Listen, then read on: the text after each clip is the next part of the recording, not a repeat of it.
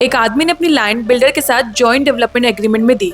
Agreement के हिसाब से बिल्डर को 3 साल के अंदर विला हैंड ओवर करना था। टैक्सपेयर को कहीं से कैपिटल गेन की इनकम हुई थी, तो उसने वो पूरा का पूरा कैपिटल गेन उस प्रोजेक्ट में इन्वेस्ट कर दिया और सेक्शन 54 की एग्जेम्पशन क्लेम कर ली। लेकिन बाद में प्रॉब्लम ये हुई कि बिल्डर के पार्टनर्स के बीच में डिस्प्यूट शुरू हो गया। प्रोजेक्ट डिले हो गया, विले का पोजीशन मिला ही नहीं, रजिस्ट्री भी नहीं हुई और बिल्डर ने लगभग 7 साल बाद कंस्ट्रक्शन कंप्लीट करके दिया। इनकम टैक्स डिपार्टमेंट ने तुरंत बोला 3 साल के अंदर हाउस कंप्लीट नहीं हुआ, रजिस्ट्रेशन भी नहीं हुई, इसलिए सेक्शन 54 एग्जेम्पशन रिजेक्ट कर दिया। इन तेलंगाना हाई कोर्ट ने डिपार्टमेंट की बात को गलत माना। कोर्ट ने कहा सेक्शन 54 एक बेनिफिशियल प्रोविजन है। इसका पर्पस टैक्स पेयर्स को रेजिडेंशियल प्रॉपर्टी में इन्वेस्ट करने के लिए एनकरेज करना है।